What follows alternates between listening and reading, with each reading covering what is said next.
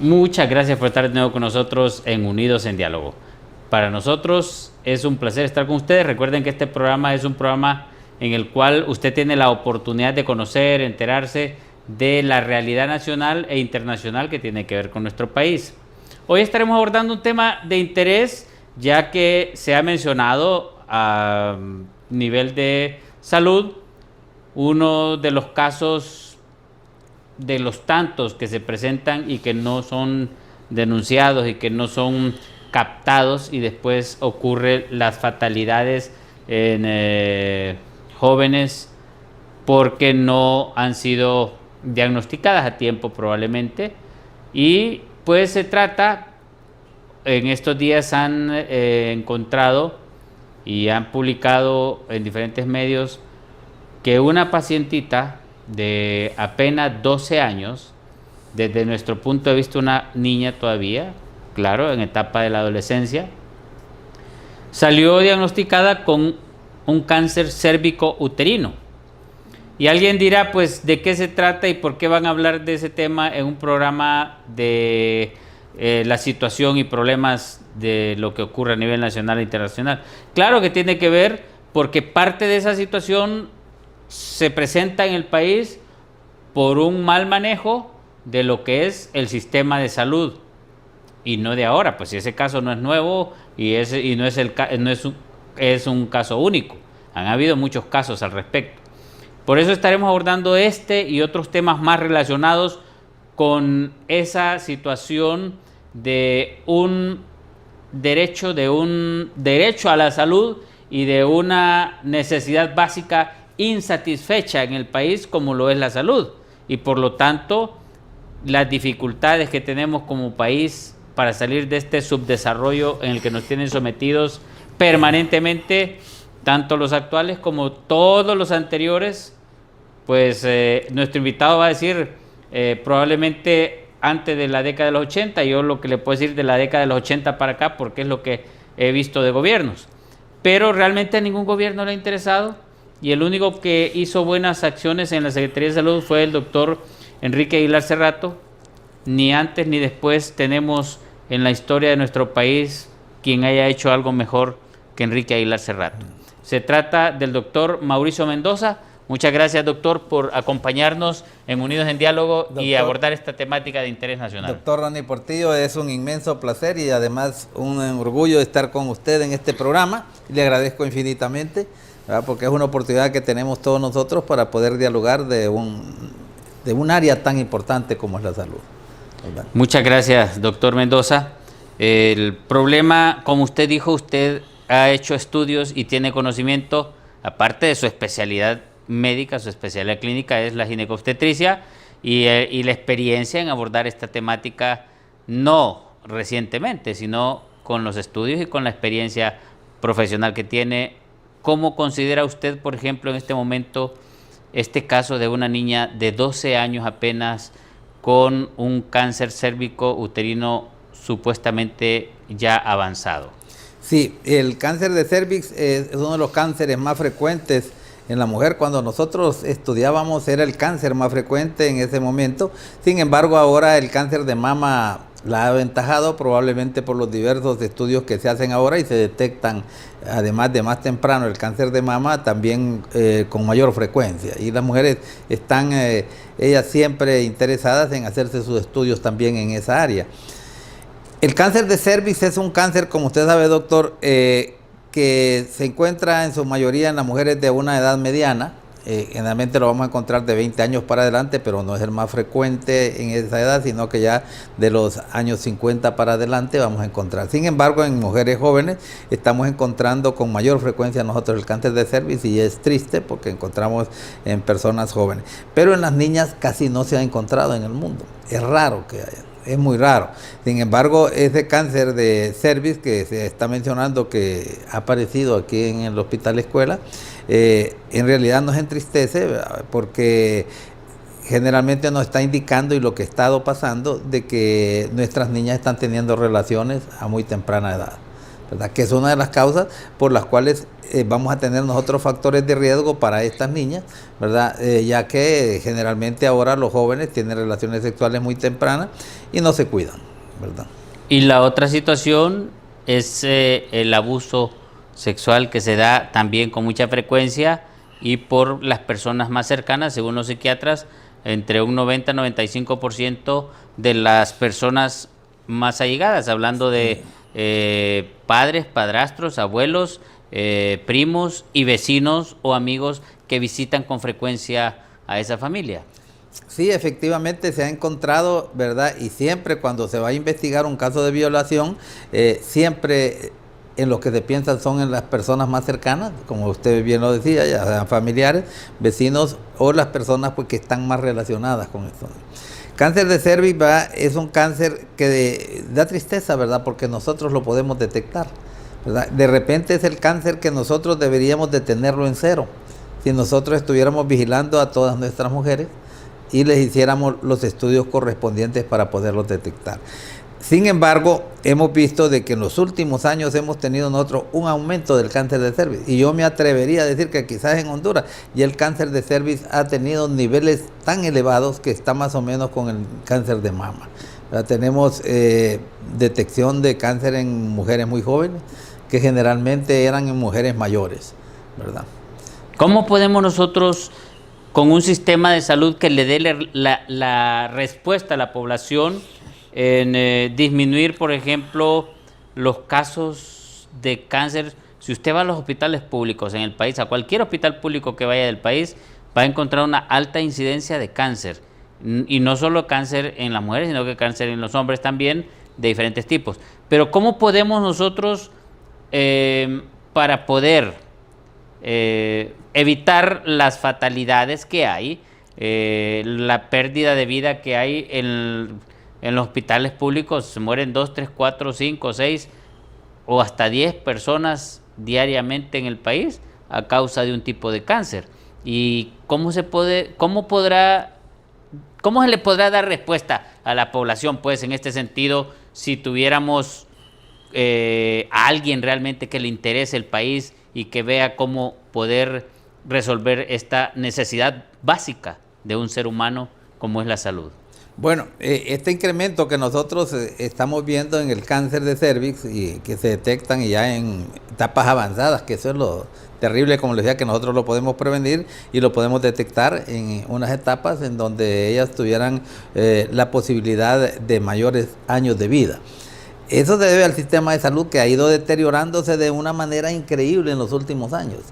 Hemos tenido un aumento nosotros en la población y sin embargo la respuesta que dan nuestros centros hospitalarios y de salud no ha ido de acorde al crecimiento que nosotros hemos tenido.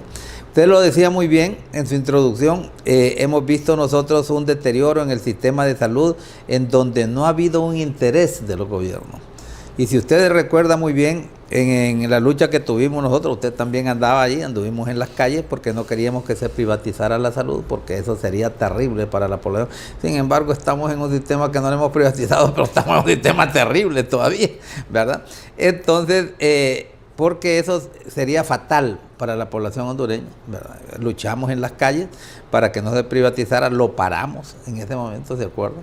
Y ahí está. La ley que todavía no se ha reformado del todo, pero se paró esa intención del gobierno de querer privatizar la salud.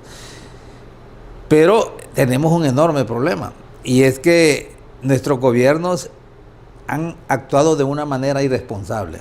Mire, el sistema de salud nosotros no lo podíamos haber politizado, y nunca se ha politizado como ahora, a pesar de que yo soy usted lo sabe muy bien, del partido de gobierno, pero nunca se había politizado de esa manera. Entonces, ¿qué es lo que pasó? ¿Se acuerda cuando usted entró? O sea que actualmente está politizado. Bueno, si usted puede ver, cuando nosotros ingresamos a formar parte del sistema de salud, nosotros íbamos a un concurso. Y en ese concurso las 3 personas que tenían mejor calificación eran las que tenían posibilidades de poder optar ese cargo. Y habían requisitos para cada cargo, no digamos nosotros para los cargos administrativos en donde tenían que dirigir la salud. Pero empezaron a poner un montón de gente que no tenía las competencias necesarias y entonces lo que tenemos nosotros, un sistema de salud sumamente deteriorado, que hay que hacer cambios profundos en el sistema de salud. Porque cuando estaba en el gobierno de Juan Orlando Hernández, empezó a destruir el sistema que ya existía, que era un sistema que había sido sumamente efectivo, en donde habían programas establecidos para determinadas áreas. Por ejemplo, usted tenía un programa para tuberculosis y esa era gente que se había especializado en eso y tenía la capacidad de poder tomar decisiones sin el ministro en ese momento, porque ellos tenían todo un área que la manejaban. Y se acuerda usted muy bien cuando estaba también para cualquier otro tipo de estas enfermedades que al final el Chagas, afectarnos a nosotros. Incluso problemas cervicuterinos. Había del Chagas también, ¿verdad? Para el paludismo había todo eso, ¿se acuerda usted? Muy bien. Entonces, ahora no, ahora es un relajo, ahí no hay programas de nada en el sistema de salud que nosotros tenemos establecido con los estándares que existían en aquel momento. Entonces, la gente que tenía capacidad se fue yendo y no fue sustituida por gente que tenía esa capacidad. Ese es el problema que tenemos en el sistema de salud. Entonces, cuando estamos hablando de este tema, entonces es un tema de que desde hace mucho tiempo se popularizó una prueba, que es la prueba del Papa Nicolau, que lo conocemos todos los médicos, que es hacerle la citología vaginal y poder detectar en periodos precancerosos las lesiones del cervix y poderlos curar con determinadas intervenciones que se hacen. Entonces, yo creo que no lo están haciendo, porque yo me asusto ahora, ¿verdad? Cómo hemos podido detectar nosotros cánceres avanzados de cervix, ¿verdad? Como hay una cuestión que es interesante, esto del cáncer de cervix, que es la experiencia que yo tengo y que platicaba en ese sentido. Lo que nosotros encontramos en cualquier texto es de que una persona se infecta del virus del papiloma humano. Entonces ese virus va a estar en esa persona, en las células del cervix, por 10 a 20 años, dependiendo de la capacidad que tenga esa persona, de su capacidad inmunológica, para poderlo en un momento dado, si queremos decir nosotros, que desaparezca, porque así sucede. Entonces, pero hay otras que son inmunosuprimidas y entonces no, esas son las que son más susceptibles para que desarrollen el cáncer de cervix. Entonces nos enseñaron que decía, mire, esta paciente tiene, bueno, usted se acuerda muy bien, y aquí tal vez vamos a hablar de ese tema porque algunos médicos miran el programa. Entonces a nosotros nos enseñaban, me acuerdo, y yo cuando doy la clase les platico a los muchachos, porque todavía hay médicos que no se han actualizado y de repente le dicen a uno y le reportan una citología y le dice clase 1, clase 2, clase 3, inflamación leve, inflamación moderada, inflamación severa, que era lo que teníamos.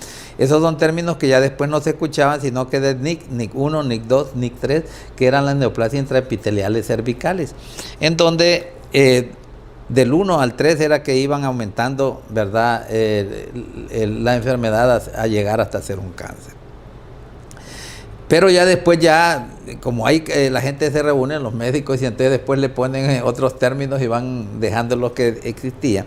Entonces ahora se usa de las lesiones intraepiteliales de bajo grado, ¿verdad?, y de alto grado, en donde el de bajo grado lo clasifican lo que nosotros decíamos, el NIC 1 y el NIC 2, el NIC 1, perdón, y el de alto grado es el NIC 2 y el NIC 3 para tratarlas correspondiente a esa clasificación. Entonces, nos enseñaron a nosotros, y es una de las cuestiones que hacían, que por ejemplo decían, esta paciente está joven, tiene un NIC 1, no le hagamos nada, porque como esta paciente, de repente ella va a tener la capacidad que desaparezca la lesión, y es cierto que puede desaparecer. Pero la paciente que nosotros tenemos enfrente en este momento, yo no le puedo asegurar que a ella le va a desaparecer esa lesión.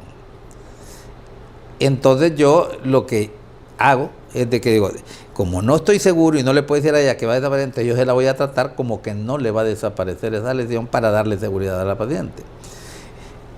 Pero hay personas que no lo hacen así, entonces están esperando y cuando la paciente viene, como estamos diciendo, no, si el cáncer se desarrolla hasta 10 años, tengo una lesión precancerosa y se va a desarrollar en 10 años. Yo he tenido enormes sorpresas de pacientes que la han visto médicos muy capacitados para hacer las colposcopías y que las han determinado, me las han mandado en ese momento porque tenían una lesión precancerosa de bajo grado. Y entonces la mandó, y entonces la vio, no le hizo ningún tratamiento porque consideró que se mejoraba, y yo al año ya le detecto un cáncer que ya le ha avanzado. Lo he encontrado como en 2 personas y me ha asombrado y me ha decepcionado, porque son personas que ya no le podemos dar la posibilidad que tenían ellas si lo hubiésemos tratado cuando comenzaba. Incluso hay una paciente que un médico muy capacitado le había detectado una lesión precancerosa, nos la había mandado y la estábamos chequeando. Incluso se le hizo un tratamiento y yo le había detectado también esa lesión cuando me la mandó, y creíamos que teníamos mucha experiencia, y la verdad que teníamos mucha experiencia en hacer ese trabajo. Y al año nos desarrolló un cáncer, ¿verdad? Entonces no es tan cierto eso. Entonces, ¿por qué digo esto? Porque el mensaje a todas las mujeres, ¿verdad?, es que tienen que estarse haciendo sus estudios del cáncer de cervix. Entonces, comenzando con lo que decíamos al comienzo, al inicio, en todas partes, en todo el mundo, entonces tenemos nosotros que está establecido el Papá Nicolau. Usted viene y usted le dice a una paciente, ¿cómo está? Ah, no, estoy bien, dice, la citología la tiene bien. Entonces ella cree que porque tiene una citología que se la reportaron que está normal, ella no tiene ningún problema. Hay estudios, pero que no nos hemos metido mucho en la cabeza nosotros, y ahí es donde yo hice un estudio, que está, dijimos nosotros, vamos a hacer un estudio, lo hicimos en el Seguro Social, de mujeres que no tienen lesiones precancerosas, sino que eran informadas como inflamaciones severas. Nada que ver con células malignas. Y nos encontramos que un enorme porcentaje de esas pacientes, el 56% de esas pacientes que en la citología decían que era normal, tenían lesiones precancerosas. Entonces lo que decían los estudios, lo corroboramos, de que la citología, si yo tengo, y se los explico así, tenemos 100 pacientes nosotros en una sala de espera. A esas 100 pacientes nosotros les hacemos citología, probablemente, y que ellas tengan esas 100 pacientes, determinamos que tengan lesiones precancerosas, las 100. Y le hacemos citología, solo a 44 le detectamos las lesiones precancerosas. 56 nos dicen que son normales. Entonces, eso es lo que a mí me ha dado para decirle a todas las pacientes que a mí me visitan o me piden algún consejo, que todas las mujeres se hagan una colposcopía. Porque si el colposcopista es bueno, le detecta el 100% de las lesiones que están allí, o casi por el 100%. Entonces la citología no le garantiza a ninguna mujer que no tiene la lesión. Entonces tenemos que hacerles colposcopía, pero no se las hacemos porque no tenemos nosotros, en primer lugar, colposcopios que nos dieran, que dijeran vamos a darles colposcopio a los ginecólogos que están entrenados, y en segundo lugar no hay muchos ginecólogos entrenados, que ahora se han entrenado bastante, muchachos están entrenados, pero no le dan las condiciones en los hospitales para que lo hagan. Eso es terrible. Entonces, incluso cuando tienen lesiones precancerosas, en el Seguro Social, que nosotros solo las mandábamos antes de tener una lesión, ese mismo día la recibían y al siguiente día se le estaban haciendo los procedimientos. Ahora tienen que esperar meses y ver si no años. Entonces yo me he asustado cómo estamos, y ahí estamos hablando del sistema de salud, y lo decimos porque tenemos que luchar todos los hondureños, y más que todos los que estamos metidos en el área de salud, para que mejoremos el área de salud. A nadie van a engañar cuando se les dice, cualquier gobierno que sea, no, que estamos bien, que hemos hecho aquí, que hemos hecho. Nosotros lo vemos ahí. Vemos el enorme deterioro que hay en el sistema de salud, y esa es la lucha permanente que debemos de tener los médicos, no importa a qué partido se pertenezca, que afortunadamente eso es lo que había existido dentro del gremio médico, que ahí no nos importa de qué partido sea cualquiera, ¿verdad? Por lo menos antes. Yo no sé si a los muchachos los han adoctrinado ahora, vaya, entonces estén viendo mal. Nosotros nunca nos mirábamos mal, ni nos interesaban de qué partido eran todos. Lo que teníamos nosotros, un objetivo común, era el paciente, y eso es lo que se tiene que tener. Yo creo que los gobiernos deben de cambiar su visión en salud. Aquí hay que hacer una reforma profunda en el sistema de salud. No es de que vamos a traer un médico aquí que los vamos a poner. Fíjese que la gente cree que con ir a hacer hospitales en otras áreas, que ya tenemos hospitales, por ejemplo, usted va a todas las cabeceras departamentales y tenemos hospitales. Pero aquí tenemos un enorme problema nosotros, en los hospitales principales, que es el materno infantil, y con el hospital escuela y el Catarino Rivas, nosotros allá en la costa norte. En la costa norte, en San Pedro Sula. ¿Por qué? Porque aquí tenemos una población inmensa. Antes nosotros decíamos, hay que tener hospitales allá para que podamos nosotros respirar en este hospital. Pero como aquí ha crecido tanto, no nos sirven los hospitales de ahora, no nos van a quitar el peso que tenemos en el hospital de escuela, siempre va a estar. Entonces, lo más importante es hacer un hospital similar aquí, al hospital de escuela, que yo he tenido algunas ideas. Hay que hacer ese hospital nuevo de aquí también del Seguro Social. Si usted lo recuerda bien, cuando en el MICH nosotros teníamos 2 hospitales en el Seguro Social, que era el que teníamos el materno infantil, ¿verdad? Que era este, que tenemos aquí cerca, y que teníamos el médico quirúrgico allá. Viene el MICH y todos nos metimos en el mismo. Y ahí estamos. ¿Cuántos años tenemos? Décadas, ¿verdad? De que un hospital se montó en el otro hospital. Nunca he visto eso, porque más bien se da acá en los hospitales para hacer otro hospital, ¿verdad? Entonces, pero esa visión no ha existido. ¿Por qué? Porque desafortunadamente los que tenemos nosotros y que hemos tenido como gobernantes no tienen idea de la salud ni del problema de salud. Y a la gente que meten no es la gente más idónea para que pueda dirigir estas instituciones que son tan importantes. De hecho, recientemente tuvimos al doctor Denis Castro Bobadilla en relación a un caso que se presentó en un hospital privado, que falleció una periodista, una comunicadora social, porque fue atendida y al final de cuentas falleció en una clínica privada, ¿verdad?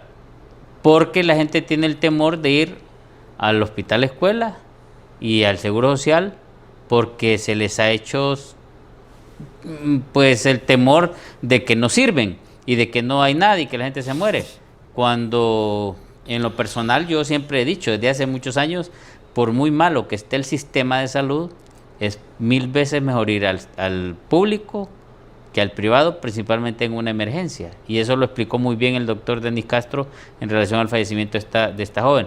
Lo mismo podríamos decir de lo que usted dijo, los colposcopios. Lo mismo se puede decir, en las emergencias no hay electrocardiógrafos, no hay aparatos de ultrasonido que debería haber en cada cubículo, como en otros países, pero sí existe la posibilidad de que un funcionario de tercera, cuarta o quinta categoría ande con 2 o 3 prados y con 7 o 8 guaruras resguardándole, y funcionarios viajando en helicóptero de un lado a otro, pero no hay para comprar esos aparatos. ¿Cómo analiza usted esa situación entonces? Vamos a ver me voy a orientar también antes de eso, ¿verdad? Para que miremos lo del caso del Servix, que usted decía que qué podíamos hacer, y entonces yo le decía que desafortunadamente probablemente no hayan entrenado a tanta gente para que esté haciendo las citologías, que aún, como le decía, no nos están dando la información correcta de un porcentaje de pacientes bastante elevado. Entonces la colposcopía sería lo ideal si eso se le hiciera a las pacientes. Y la otra cosa es la vacunación, ¿verdad? Entonces yo no sé cómo estén con la vacunación, pero por ejemplo, digamos en Honduras, la vacunación de otras áreas, sobre todo en pediatría, andábamos en el 98% y era uno de los países que tenía la mayor cobertura. Ahora andamos menos del 95%, que es una cantidad grande que queda descubierta. Y no, hay zonas del país que están en 60, otras en 70, 80, y no se ha pasado del 90 a nivel nacional. Sí, imagínense cómo estamos, ¿verdad? Entonces cada vez estamos deteriorando el sistema. Entonces, si nosotros vacunáramos, porque existe la vacuna que se le aplican a las niñas de 9 a 14 años, aquí había el sistema, lo estaban aplicando en un tiempo, no sé cómo lo estén haciendo, ¿verdad? Y también la gente joven que se lo debería de aplicar. Eso les ayudaría mucho, ¿verdad? Y el estudio que sí, fíjese que la medicina preventiva en Honduras, me da risa cuando yo escucho a todos los que tienen aspiración a algún puesto de elección popular, no digamos al presidente, voy a cambiar la salud porque vamos a entrar con la medicina preventiva. Y la medicina preventiva tenemos más de medio siglo de tenerla buena nosotros, todo el mundo está bien metido en eso de medicina preventiva. Es increíble, va cómo hemos hecho y cómo se ha entrenado gente para eso. Y han habido, lo que pasa es que ahora la cantidad de gente que tienen para eso no es suficiente para la demanda que tenemos, ¿va? Y de repente no sé cómo estemos si han metido gente que no tiene nada que ver con la medicina, porque había gente muy preparada. Daba gusto cuando usted llegaba al Seguro Social y nosotros teníamos a todas aquellas mujeres dándole medicina preventiva. Era tremendo. Pero el otro día, el gran susto, y allá es donde nos vamos a ir para lo que usted decía, siempre toda la vida yo decía, si a mí me pasa algo, llévenme al hospital escuela. porque yo sabía que la emergencia me la resolvían porque allí iban a tener la sangre, ahí me iban a meter al quirófano, porque allí están los médicos. Pero en la medicina privada, los médicos no están allí, los especialistas. Entonces, por lo menos en el hospital escuela había un especialista dentro del área que usted llegaba afectado y rápidamente lo podía ver, ¿verdad? Pero ahora, por ejemplo, digamos, usted va a un hospital privado, te llaman al médico especialista. De aquí que llegue a eso, después de lo de la sangre, usted ya tiene ya muy avanzado su problema por el cual usted iba como una emergencia. Entonces yo siempre, llévenme al hospital escuela, pero ahora lo pensaría, fíjate, no sabría dónde ir, sinceramente, ¿verdad? Entonces yo decía, no, llévenme al Seguro Social, ¿verdad? Pero fíjate que el otro día voy al Seguro Social, cosa nunca vista, ¿verdad? Voy al Seguro Social y resulta que, por ejemplo, cuando nosotros estábamos, porque me burlé del Seguro Social, entonces llegaba un caso de emergencia, fracturado, se miraba en emergencia, va para arriba, se programa y lo operaban incluso en la noche. Ahí estaba el hombre con su problema resuelto.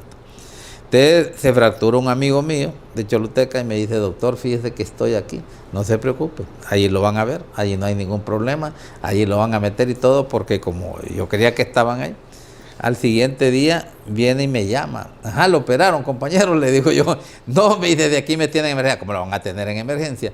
Sí, hombre, no, hombre. Entonces me vengo y voy viendo en emergencia no menos de 10 fracturados en camillas, además de los otros ahí. La emergencia que yo había, en la cual yo había estado trabajando y que había conocido, completamente diferente. Bueno, que usted trabajó en la emergencia del Seguro Social, en sus guardias eran de emergencia. Eran de emergencia. Entonces, por ejemplo, yo llegaba, entonces, mira, el paciente macanudo, cada quien en su cama, papá, y se va usted para acá, cada quien ese mismo día se resuelven los problemas. Y voy viendo que ni caminar podía yo, y este macaneo que se tiene por aquí, y ¿por qué no lo han metido? No hay camas, ¿verdad? Y acá de poner una cama porque no hemos operado. Los que metimos toda esta semana no los podemos operar porque no hay tal cosa, no hay la otra cosa, no hay que... Mire, yo me asusté completamente, un caos, ¿verdad? Entonces, ¿qué ha pasado? Que los médicos que tienen una gran experiencia, que fueron maestros de casi todos los muchachos que están por ahí, se han ido del hospital. Entonces yo he hablado con él, porque te fuiste, no, me dice decepcionado, o sea, yo no puedo hacer nada, mejor me vengo a la privada, ¿verdad? Ajá, y de paso los muchachos que van allí tienen meses que no les pagan a veces. Que dicen que les pagaron mentiras, un montón no les han pagado todavía. Entonces se imagina estos muchachos ahí cómo van a pagar su casa, no, es terrible el sistema de salud. Y el hospital escuela, usted lo conoce muy bien. Me ha pasado algo similar y le voy a contar que yo siempre iba para ver, ¿verdad?, algunas cosas que habían allí, y de repente había un amigo para ayudar, para que a ese amigo le ayudaran a agilizar, ¿verdad?, todos los trámites para que lo operaran. El otro día viene y me llama un amigo, oye, doctor, me dice que estoy por acá, en el hospital escuela. Entonces yo me fui, yo dije, voy a ir a decir con aquel. Mire, esa era una barbaridad, y parecía que era una zona de guerra, ¿verdad?, donde estaban peleando. Yo creo que es igual como cuando bombardean en todos lados y que hay un montón de heridos allá en el oriente, en Medio Oriente. Entonces voy y le voy a decir de que me asusto, porque entonces voy y le dije, no, aquí voy a hablar con esta gente a ver cómo le ayudan al amigo, ¿va? Que la verdad es que le ayudaran a todos. No le pude ayudar, porque viene y me decía, mire, doctor, con gusto lo meto, pero ¿a dónde lo voy a meter? No tenemos de él. Y después vengo y en el otro y le digo, ¿y cuándo puede ser que entonces que se vaya a ver con el doctor si no tenemos ni sutura? Mire, yo me vine decepcionado completamente. Entonces yo ya no voy a emergencia, ¿viste? Porque como vamos de blanco para entrar, este doctor me dice, mire, y que le voy a ayudar. No podemos ayudarle a resolver el problema.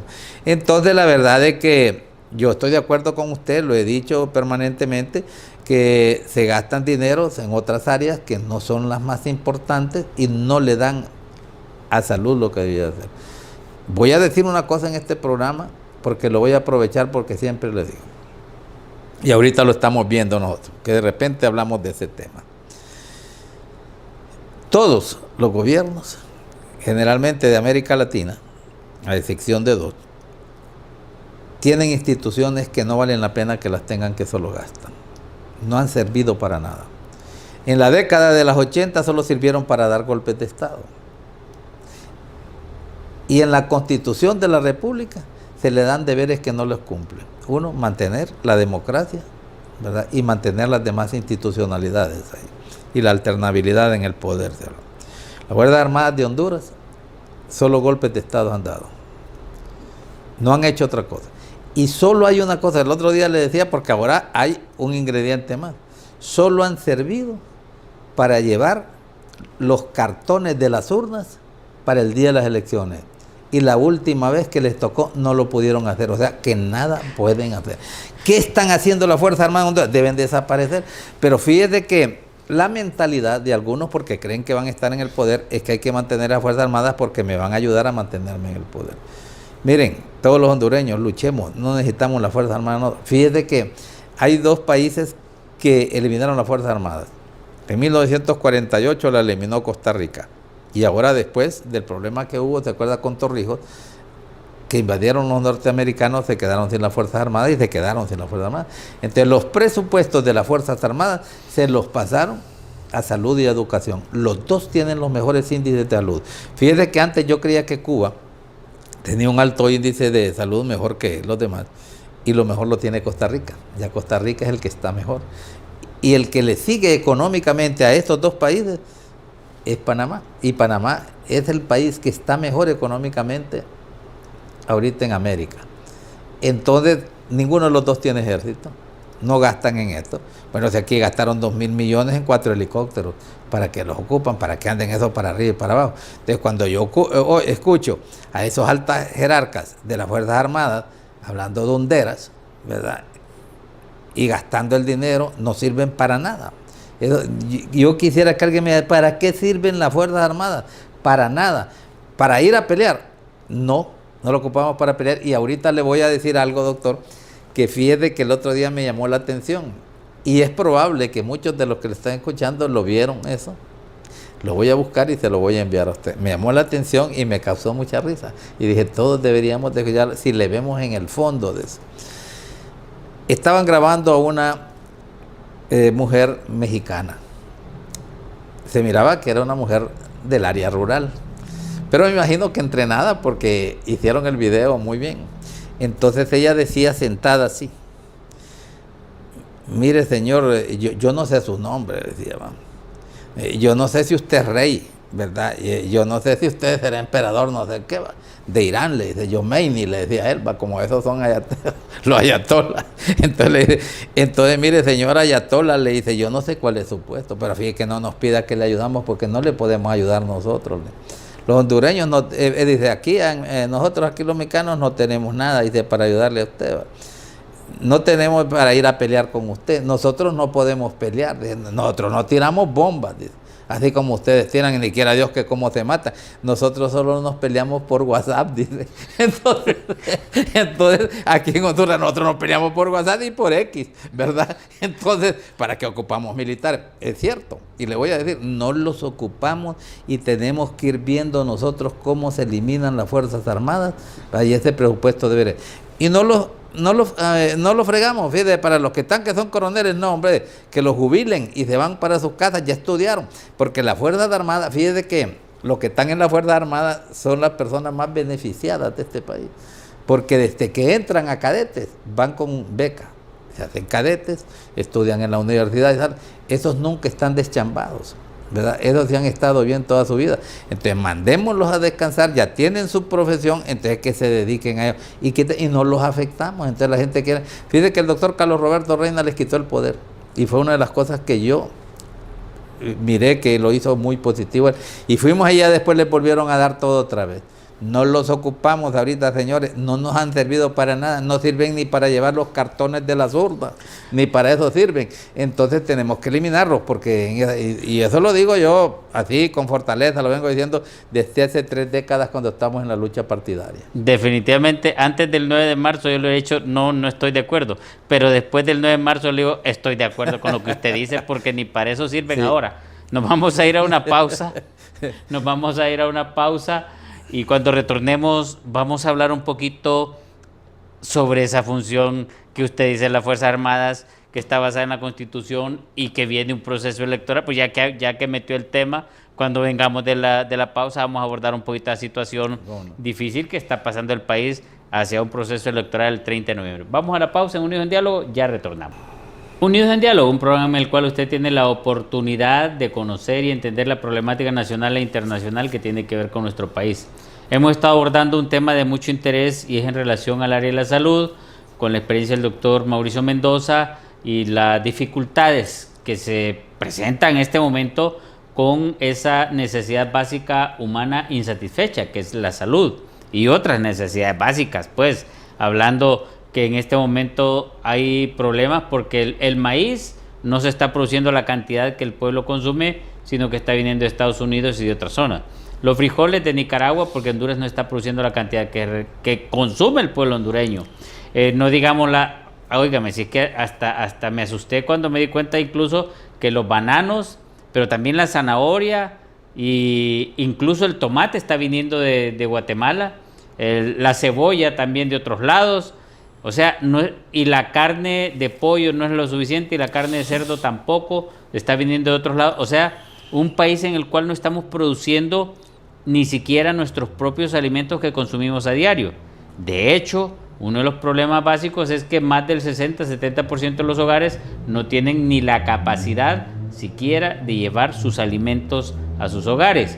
Y esto se empeora con una producción insuficiente en el país, que eso significa pobreza extrema, porque significa que en el campo no se está produciendo y teniendo grandes cantidades de tierra y posibilidades nosotros de satisfacer esas necesidades básicas como es la alimentación, el hogar o una vivienda, lo que es salud y educación y vestuario y otras necesidades básicas de un ser humano. Pero como el doctor también quiere abordar parte de esa temática porque tiene que ver todo eso con el área de la salud, o sea, decir que en este momento se debe desaparecer la Fuerza Armada porque antes por lo menos servían para proteger y llevar las urnas electorales cada 4 años, pero ahora, como dice el doctor, ni para eso sirven. Entonces, doctor, ¿cómo estamos nosotros en este momento la situación hacia un proceso electoral que se avecina ya el 30 de noviembre? ¿Cómo lo ve usted conforme al panorama que se está dando y las tendencias y las acciones concretas que se están dando en este momento y que se han venido dando desde el 9 de marzo?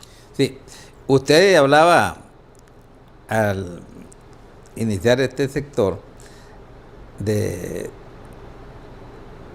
la entrevista, una cosa importante, el problema que tenemos en el campo, que tenemos en nuestros productores, ¿verdad? Que se ha venido creciendo desde hace muchos años, ese problema, y nadie lo ha tratado de resolver.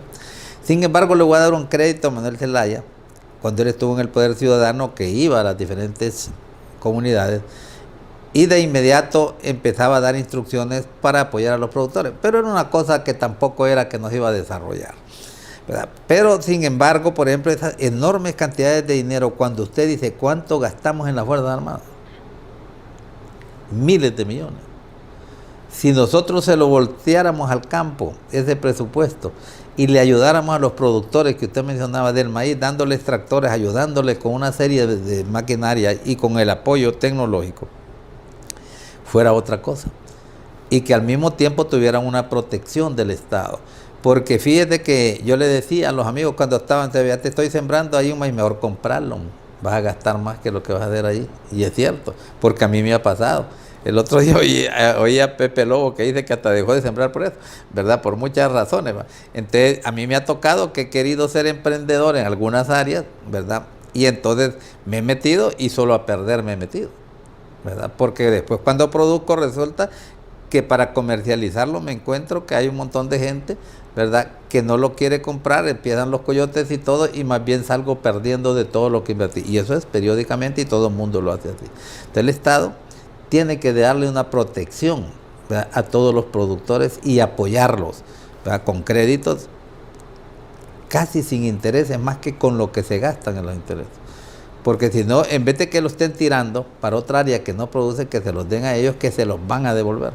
Y se los van a devolver con intereses, digamos, que fueran tan pequeños que únicamente sirvieran para poderle pagar a todos los que intervienen en esos préstamos, a los secretarios, a los que están en los bancos y todo eso, que solo ese gasto sería ¿verdad? Para no aumentarle los intereses a las personas. Si máximo no lo hacen, un 2 a 3%. sí, un 2 a 3% que se ha hablado de ese tema, pero viene a uno y va allí y le dicen que dan 18%. Usted dice, ¿cuánto voy a hacer aquí? Y se da cuenta que no va a sacar ni para los intereses, entonces más bien ahí nomás se corre, ¿verdad? Y hay otros que se van, que nos sacaron la cuenta y tienen que entregar lo que tienen.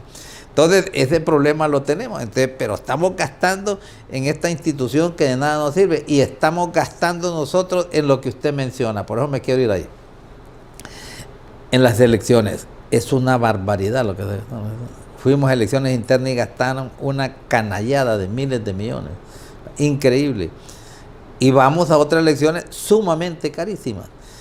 Y fíjese que pudiésemos ir a elecciones nosotros gastando muy poco, porque eso es importante. Entonces se dice, sí, ¿verdad? La democracia es cara, pero el problema es que todos, y no voy a decir una palabra, todos los que yo conozco, en vez de ir a limpiar el proceso electoral, lo que buscan es cómo ensuciarlo, ¿verdad? Se están sentados así como estamos, y entonces usted se reúne con su equipo y dice, voy a ver cómo le hago las chunzas a aquellos, a ver cómo lo friego, y yo estoy también aquí, ¿verdad? Queriendo fregar el proceso electoral, y eso nos lleva a esto nosotros. Voy a poner un ejemplo que es importante. En la universidad, ¿se acuerda usted que habían dejado de hacer los procesos electorales? Hace 2 o 3 años se inician los procesos electorales en la universidad. Empiezan a ver cuánto les costaba ese proceso electoral y se dan cuenta que lo que gastaban en papelería y todo, les habían dado un presupuesto de 5 millones. De eso que gastan ahorita para las elecciones generales y en las internas, quienes se llevan una gran tajada son los que hacen las papeletas, porque son miles de millones los que gastan, y ahí están expresidentes de la República que tienen ese gran negocio, ¿verdad? Y por eso lo hacen, les encanta eso, porque es un área cuando vienen, ¿verdad? Para poder recoger más millones de lempiras de las arcas del Estado.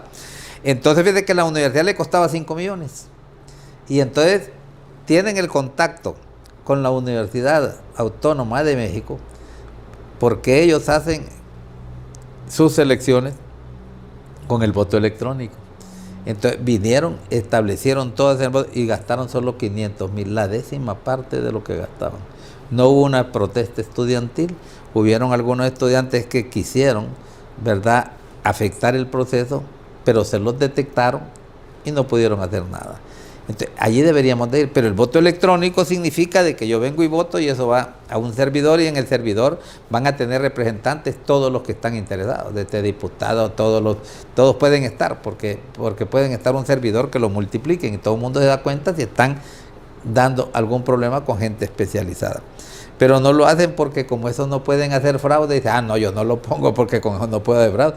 No, en vez de decir, no lo pongo porque no es seguro. No les interesa que sea seguro, sino que ellos quieren ver cómo intervienen en el proceso para hacer fraude. Lo hacen todos. Quieren ensuciar el proceso electoral. Entonces yo escuchaba, y fíjate que me da lástima porque a veces hay profesionales que van allí. Yo no sé si es que no tienen la capacidad para darse cuenta de lo que sucede, o es que sí lo saben, pero van a decir cosas que más bien los desprestigian porque aparecen como bobos ahí cuando van a decir. Mire, usted sabe y ha estado participando en los procesos electorales. El primer fraude lo tenemos nosotros en la mesa electoral. A mí que no me vengan a decir que ahí todos van a tener representantes. El que ha tenido la capacidad de tener representantes en todas las mesas había sido el Partido Nacional y el Partido Liberal. Pero cuando el Partido Liberal se fracciona con Libre, solo el Partido Nacional tiene la capacidad de tener gente en todas las mesas, en esos instantes del 2014 y 2017. Entonces en el 2017 hace el gran fraude Juan Orlando Hernández, y entonces para la transmisión de resultados, y entonces resulta que habían 3,000 actas que nunca las tuvo Libre, nunca las tuvo. Y decían las tenemos, pero no las tenía. Entonces esas 3,000 actas es la que él alteró para poder cambiar el proceso electoral.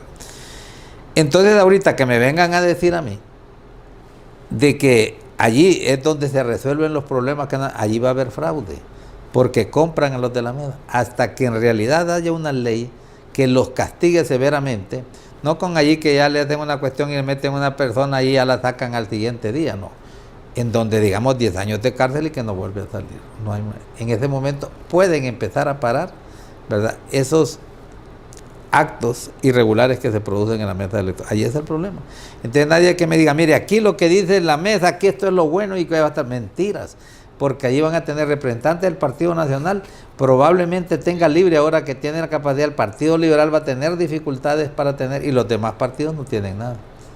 Así de simple.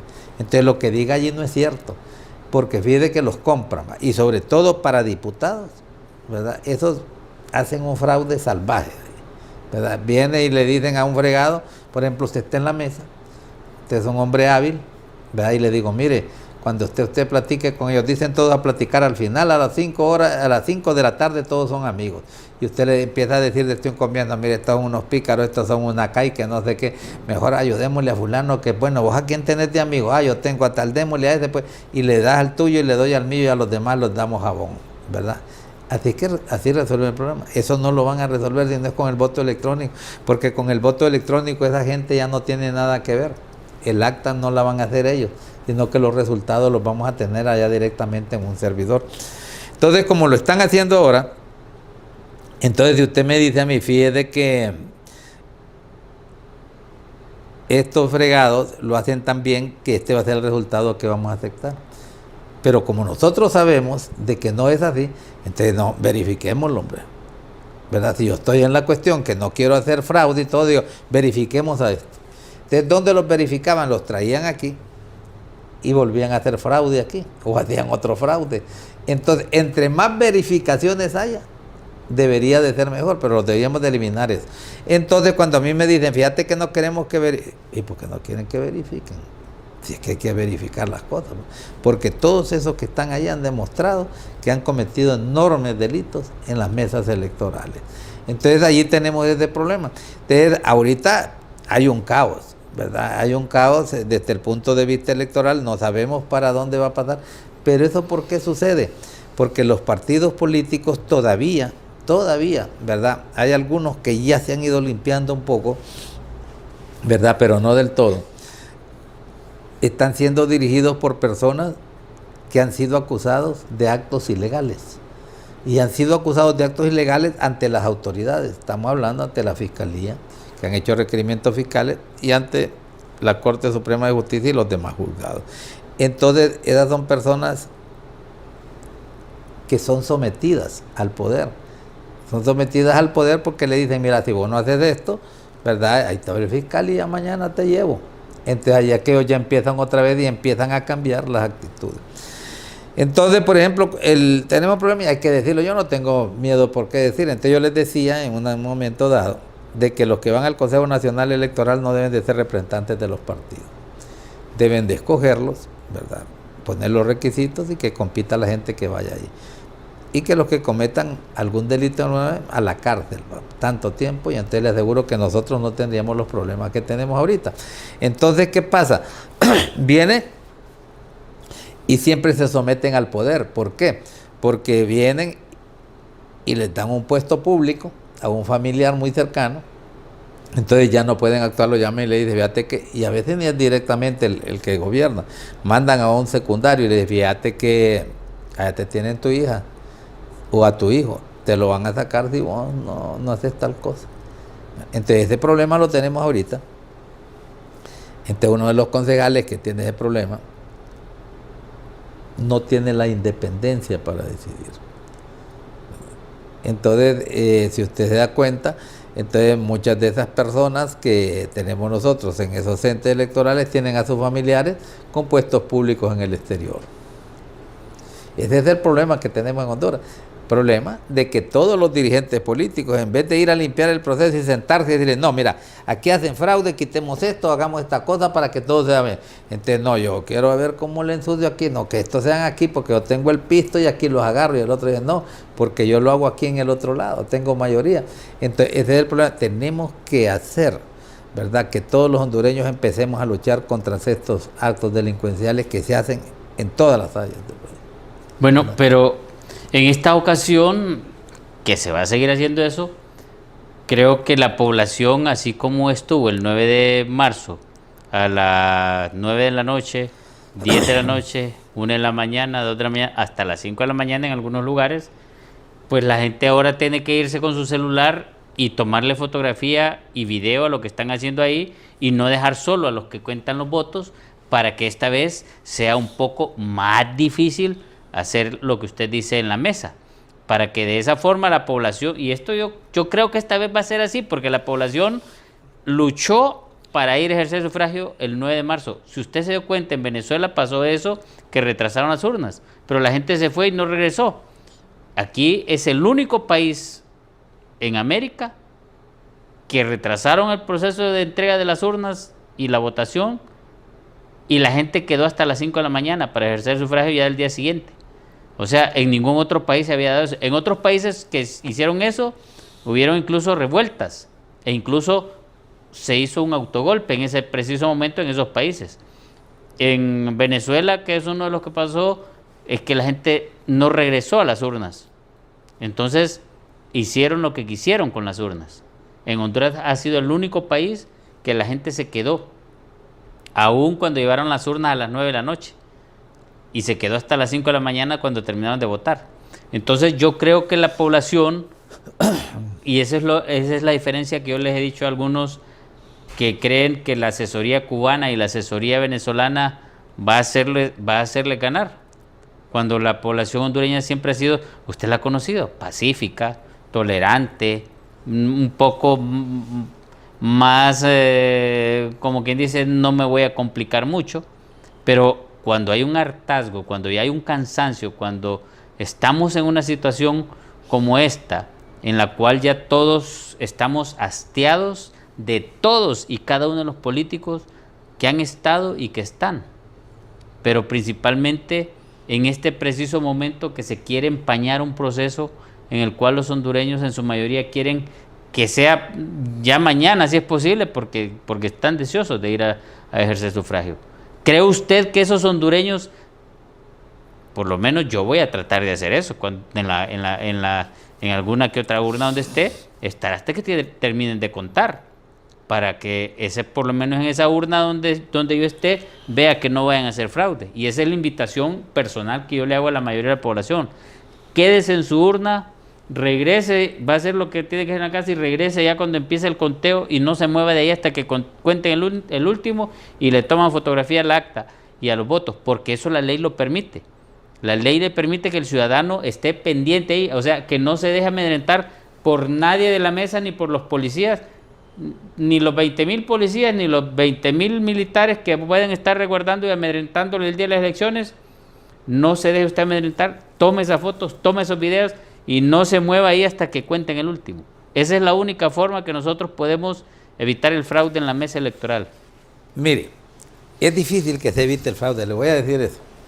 Que usted dice, claro, con eso hay que hacer para evitar que los fraudes fueran más grandes, pero siempre el fraude lo hacen ahí.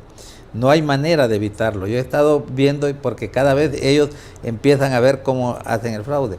Por ejemplo, dicen aquí, queremos quitar nosotros la intervención humana. Esa nunca se va a quitar, porque la intervención humana usted vengo y entonces cuando yo le digo del sistema, por ejemplo del voto electrónico, entonces el servidor donde va me lo pueden afectar. Pero como tengo un montón de gente preparada de todos los grupos, cualquier cosa la detecto allá. Pero detectar 20,000 mesas los problemas, entonces no los van a poder detectar porque no se tiene la capacidad para hacerlo.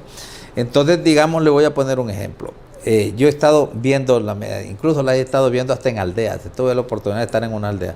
Entonces me llamó la atención, estaban como 30 personas viendo aquí. Estaban aquellos allá, pero siempre están afuera porque la gente no la dejan entrar. Entonces le enseñaban, ¿verdad? Iban ahí, tal, ¿verdad? Entonces fíjese que si nosotros, ustedes vienen y dicen esto, una farsa bárbara que le están queriendo engañar a la gente, para todos los grupos. Entonces cuando vienen y me dicen, mira, aquí en la mesa no hay problema porque nosotros, si lo tiramos, entonces la máquina va a decir si nosotros alteramos el acta. No es cierto que lo va a hacer eso, porque yo puedo burlar la máquina. ¿Cómo? Por ejemplo, digamos, la máquina decimos nosotros de que solo tenemos 30 papeletas, 300 papeletas para una mesa. Algunos salen con 600 para allá. Entonces cuando tenemos problemas que vienen acá, eso se lo detecta la máquina. Pero entonces estos ya van vivos y le dicen, mira, que no te salgan más de 300. Y se los dicen, los entrenan. Te tienen que salir por todos 300 que vamos a ver. Entonces viene la máquina y dice, Ronnie Portillo, 100 votos. Fulano de tal, 50 votos. el otro 50 votos, entonces son 200 que fueron a votar ahí. Entonces, como ya estamos nosotros metidos en eso, entonces desde Ronnie Portillo le quito 25, lo dejo con 25 y se lo dejo al otro y aquel le gana.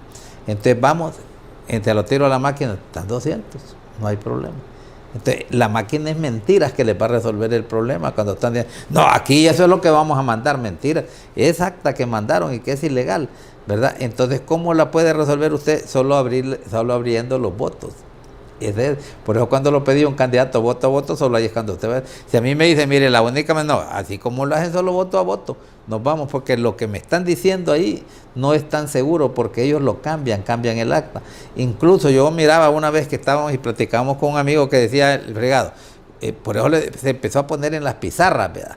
Porque decía uno, Ronnie Portillo, y aquel le ponía a Francisco Pérez, ¿verdad? Y entonces no se lo ponían a Ronnie, el que estaba apuntando. Entonces nosotros decíamos, puchica, vayan ustedes que estén eso. Pero no hay capacidad en la gente que ve en las mesas de los demás partidos.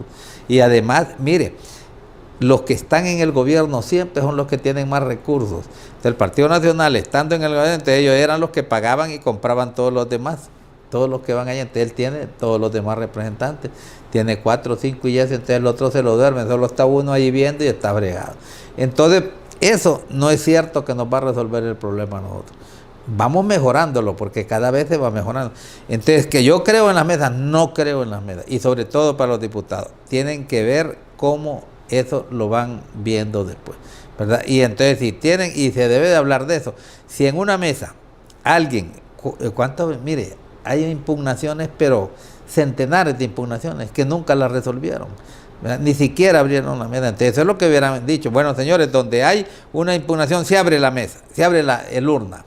Y no lo hacen, ¿verdad? No lo hacen. Entonces abre la urna y usted va. Vinieron en unos conteos que lo hicieron en un momento dado y hicieron algunos cambios. Pero también hasta eso hacen, ¿verdad? Son tan bárbaros que hasta apuntan ahí por eso. Ahora mire, es que quiere ganas, creen que van a engañar a la gente. Entonces dice, con la identificación del biométrico, entonces lo único que quitan, ¿verdad? Para que no haga fraude, es un sector bien pequeño del fraude, y es el hecho de que alguien vaya a votar por otro. Y eso no es tan grande, ese no es un fraude inmenso, porque de repente usted, para que vaya alguien a votar por otro y que vaya por ahí, no es tanto que puede dar 1 o 2 en una mesa, usted que vayan, de repente que los tenga entrenados, pero no va a encontrar aquella enorme cantidad, y a usted en una mesa, en un cambio le cambian 100 votos de un solo, una catamalazo. Se lo cambió, usted ya quedó frito. Entonces estos no quieren resolver el problema. El voto electrónico es la única manera que lo van a hacer. Si no, nosotros vamos a tener los de la mesa, fraude. Vayan donde el otro allá que se lo vean también, van a hacer otro fraude, el que tengan allá, ¿verdad? Entonces, en Central los cambiaban. Yo le voy a decir ejemplos claves que nosotros hemos tenido. ¿Usted se acuerda de Marco Antonio Andino? Marco Antonio Andino fue una persona que fue muy querida por todas las bases del Partido Liberal. ¿Por qué? Porque era el único que podía darles el trabajo. Entonces le daba el trabajo, entonces todos eran con Marco Antonio Andino, y Marco Antonio Andino ganaba siempre, pero ganaba con cantidades que no eran con las que él había en realidad recibido el voto de beneficio a favor de él. Sino que viene la gente que estaba en las mesas, era de él. Entonces le ponían lo que... Después venían y se agarraban los de las mesas y ponían unas famosas mesas aquí que eran en Infop. Entonces ahí había representantes de todos, decían que estaban, pero los representantes del Partido Liberal los ponía Marco Antonio Andino todos, ¿verdad? Entonces, si habían 80 mesas tenían representantes de Marco Antonio Andino, los demás candidatos a diputados no tenían. Entonces todos negociaban, ¿cuántos azules? Le vamos a meter este azul, pero meterle 30 a Marco Antonio, vamos. A él lo negociaban, entonces esa era la etapa, lo que sucedía. Entonces eso, si lo van a hacer así, ¿verdad? Sin representantes de que vayan de todos los partidos, que estén bien organizados, entonces es otro fraude ahí, que lo van a hacer. Entonces debemos de pelear, que quitemos esto. Hay que quitar la intervención humana, ¿verdad? Lo que podemos, pero esa intervención humana que tenemos en la mesa, no podemos creer en esa intervención humana, ¿no? ¿Verdad? Que dice que de allí lo va a pasar a la máquina. Si le está pasando a la máquina una cosa irregular, entonces usted tiene que revisarles también a eso, para quitar un poco del fraude.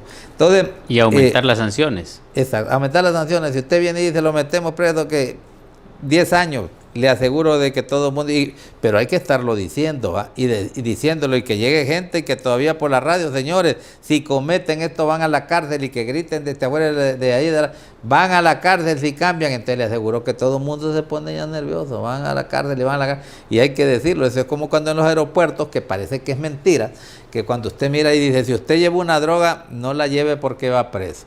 De eso, desde que usted la lleva este momentito, usted se aflige, ¿verdad? Y la deja de casa hasta lleva. Entonces, y eso es lo que detecta. Sí, es una cuestión psicológica que le meten a uno. Sí, exacto. Una cuestión psicológica. Si hace esto, si hace el otro. Entonces ya dice uno, no, ya no hago esa cosa. Entonces, eso es lo que tenemos en el país. Y mire, es una lucha que la tenemos que hacer ahorita, que tenemos que democratizar, porque ya no podemos seguir nosotros en eso. Si ganamos, ganamos, y si perdemos, perdemos. Fíjese que me encanta a mí a veces recordarme de Pepe Mujica, que recién murió. Y él decía eso, no seamos bobos, hombre, no estemos peleando por políticos, ¿verdad? Hay una cosa que es importante: si se perdió, se perdió, ¿verdad? Y si se ganó, se ganó, ¿verdad? Y eso es lo que, así nos deberíamos de empezar a formar nosotros. Entonces, si yo pierdo es porque no hice las cosas bien, y me voy a preparar para volver a ganar. Pero no es que vamos a estar ganando nosotros las elecciones, ¿verdad?, utilizando recursos del Estado, haciendo fraudes electorales y todo, porque todos los que llegan al poder hacen eso. Entonces, esa es una de las cuestiones importantes. Las Fuerzas Armadas deben desaparecer, no los ocupamos. Eso, ¿para qué lo va a ocupar usted? Si ya después, ¿para qué van a traer las urnas? ¿Qué van a decir? ¿Para qué si acaso la ocupan ni las van a sacar allí? ¿Va? Entonces, esos señores, ¿verdad?, ya están cabales, ¿verdad? Yo creo que ellos poco a poco tienen que irse dando cuenta que ya no tienen que hacer nada en esta sociedad, porque esa gente lo único que está haciendo, ¿verdad?, es prácticamente drenando parte de lo que es los recursos del Estado, que deberían de ser utilizados en otras áreas que tanto necesitamos. La salud y la educación. Mire, la salud es terrible, ver a la gente que va a los hospitales y esperando que lo mire un médico. ¿Se sabe qué le digo yo a los estudiantes de medicina? Miren, cuando les llegue el paciente, traten de resolverle el problema a ustedes, porque si lo mandan a que lo resuelva otro, no va a llegar donde el especialista en ningún momento. Aquí que llegue hasta el otro año, ¿verdad? Por lo menos háganle lo importante, todo lo que pueda, ¿verdad? Porque esa gente está desde las 3 de la mañana esperando que uno le resuelve el problema, y le dice, fíjate que no le puedo hacer. Es terrible, ¿va? Para los médicos eso, porque usted, cuando le resuelve un problema a un paciente, usted se va satisfecho, hasta uno va a la casa y platica de cómo le resolvió el problema. Pero cuando uno, bueno, yo le voy a decir que hay momentos que nos hemos sentado nosotros casi a llorar, ¿verdad?, cuando estamos con los pacientes, cuando los vemos ahí con los problemas y no se los podemos resolver. Ese problema tenemos que resolverlo, ¿verdad? Y tenemos que empezar nosotros a diagnosticar esas patologías que nosotros podemos tratar. El único cáncer que nosotros podemos detectar tempranamente y curarlo, ¿verdad?, curarlo, es el cáncer, ¿verdad?, de cervix, porque ese cáncer, que es muy frecuente, podemos detectarlo en periodos tempranos y la paciente se cura, ¿verdad? Entonces, así sería el mensaje. Todos tenemos que luchar. Nadie, cualquiera que llegue al poder, no debe de utilizar la salud en política. ¿Cómo es posible que van a ir a tomarse centros de salud? Eso es terrible, hospitales, y que aquí nadie entre, y viene un enfermo grave que tiene haciendo todo un gran esfuerzo para que lo miren, y se encuentran que ya no solo es que no tiene el médico, porque no hay médico contratado, sino que simple y sencillamente le están parando para que no entre en un centro de salud que no tiene las capacidades para resolver esos problemas. Entonces, eso no lo podemos tolerar, ¿verdad? Nosotros podemos pertenecer a cualquier partido, y yo así fui siempre, ¿verdad? Nosotros tenemos que luchar por las cosas de un cambio verdadero para este país, y los partidos son secundarios, ¿verdad? Y eso tal vez hasta se van a acabar muchos de esos partidos, ¿verdad? Y así ha sucedido en todo el mundo. Partidos que ganaban y ya después ni existen, ¿verdad? Usted lo mire, no tiene ninguna posibilidad de nada. El PRI en México, ¿no? El PRI de México. Farabundo Martí aquí nomásito en El Salvador, el Partido Liberal Fuerte, que era de, ¿cómo se llama aquí? ¿Cómo se llama? En Nicaragua, que ya solo hay un partido prácticamente, y entonces así se van produciendo las cosas, ¿verdad? Bueno. Entonces la gente se pelea por los partidos y por los líderes que ni caso les hacen, ¿verdad? Que entonces viene y me pelea que por fulano y que que viva. Yo no le doy vivas a nadie, porque todavía no me han sacado, ¿verdad? De que diga yo que viva que va a estar viviendo, todos son unos zánganos. Sí. Entonces, doctor, yo lo felicito enormemente porque es una área muy importante de la salud, que tenemos que hablar de ese tema. Ojalá que nuestras jóvenes, ¿verdad?, empiecen a vacunarla, porque a esa muchacha, a esa niña de 11 años, ¿verdad?, le hubieran salvado la vida, ¿verdad? No sabemos cuál es el estadio clínico que está y cuál es el futuro que le depara a ella, ¿verdad? Pero es terrible lo que está pasando, y yo creo que todos los hondureños debemos de pelear con entusiasmo, no por las elecciones, de que quién gana, sino que para que tengamos una buena salud nosotros. Los que ganen, todos son personas que van a hacer cosas solo a favor de ellos. Eso lo tenemos nosotros, no tenemos políticos en este momento que estén enfocados en hacer la gran transformación. Todos son unos farsantes. Y yo casi no daría ninguna excepción, ¿verdad? Porque lo que van es a ver cómo se mejoran ellos, cómo mejoran su familia, cómo mejoran sus amigos, y no les interesa gastar esas enormes cantidades. Cuando usted mira lo que gastaron en el Congreso Nacional, son unos sinvergüenzas. Yo le voy a decir una cosa, todos ellos deberían de estar muertos. Fíjate que si fueran en China ya los tuvieran muertos a todos, no hubiera ni uno, los hubieran matado, ¿verdad? Que hubieran hecho una actividad. Por eso cuando dicen algunos, fíjate que a mí me gusta con China, fíjate que con China yo haría un convenio, ¿verdad?, de que por favor ellos me le hagan, ellos le apliquen, ¿verdad?, lo que es el área de la justicia a los hondureños, a los que están en el gobierno, de todos los del gobierno, que vayan a China para que ellos me le den allá la justicia que se merecen. No regresan ni uno, ¿verdad? Bueno, entonces,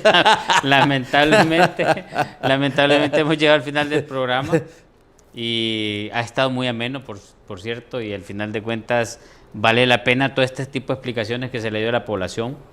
Yo le quiero decir que para nosotros, Unidos en Diálogo, porque aquí creemos firmemente que el diálogo sincero y la participación ciudadana son las herramientas clave para poder construir un futuro más justo y próspero para todos y cada uno de nosotros, los hondureños. Hasta el siguiente programa, Unidos en Diálogo.